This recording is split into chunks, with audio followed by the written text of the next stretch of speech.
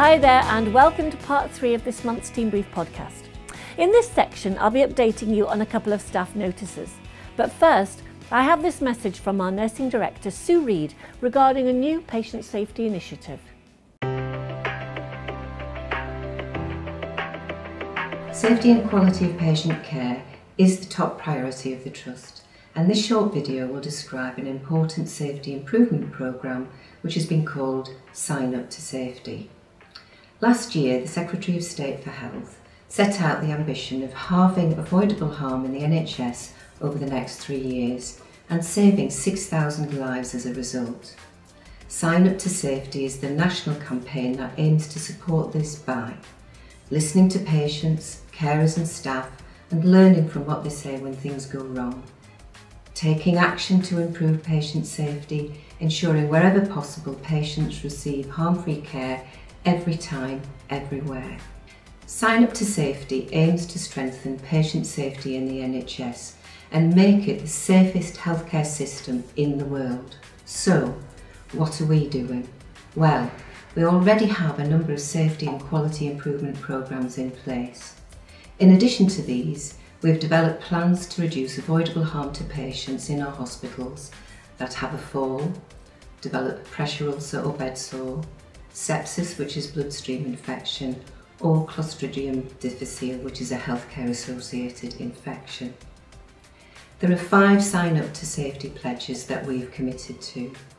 Firstly, we will put safety first. This is our commitment to reduce avoidable harm by half and to make available to you the goals and plans we have developed to achieve this. Our plan is already available for you to look at on the Trust website. Secondly, we recognise that every patient safety event is unique. This is why it is important that we review what has happened, listen to the feedback from staff, patients and carers, and take action to improve patient care. As part of this process, we will measure and report how we are doing and how safe our services are. Thirdly, we will be open and honest with patients and their families if something goes wrong. Wards and departments will display information about how they are doing in relation to patient safety. And we will also provide information about the safety of our patients and services on the Trust website.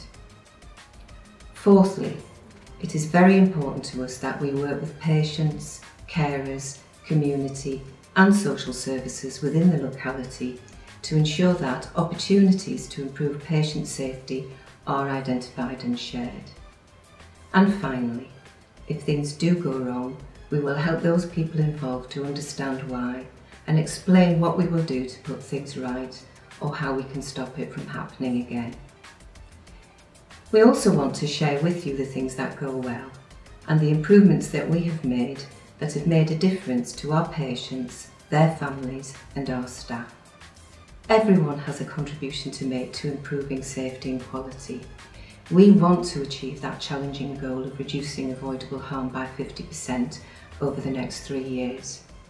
So, to keep up to date with how we are doing to improve patient safety, please visit our website. Thank you to Sue Reid and the Nursing Directorate for that information.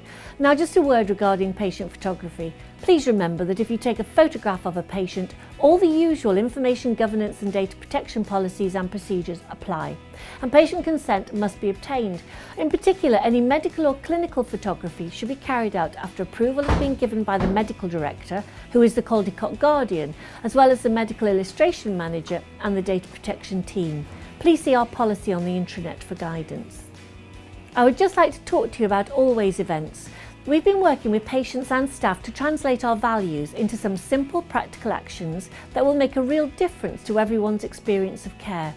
Things that we should always do, such as ask a patient for their opinion when it comes to their care and needs, listen to them and treat them as we would like to be treated.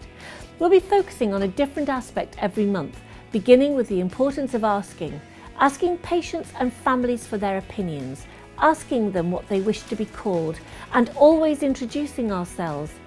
You might have heard of the Hello My Name Is initiative started by Dr. Kate Granger, which encourages all staff to introduce themselves to patients and families.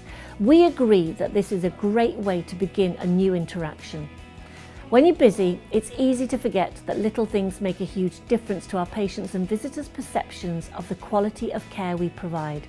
So we'll be displaying these actions around our hospitals to remind us all to pause and consider if we're treating everyone as you would wish your loved ones to be treated. There's more information about our Always events in the text version of Team Brief, which you can find on the home page of the intranet. And finally, there have been lots of other developments to improve how our clinical staff use technology as we work towards a paperless state by 2018. Some of these developments include enabling more staff to check the child protection database, recording on QuadraMed patients who are being looked after on a ward that doesn't specialise in their condition, supporting Year 5 medical students to use QuadraMed to better support their colleagues on the wards, providing easier access to patient letters, better notification of patient involvement in clinical trials, and a new clinical systems forum for foundation doctors. And that's it for this month's Team Brief podcast. Thank you for watching, and a big thank you to Emma Fleet, our specialist nurse on the endometriosis programme, and thank you to the Gynae team for allowing us to be here today to celebrate their accreditation for the Endometriosis Centre.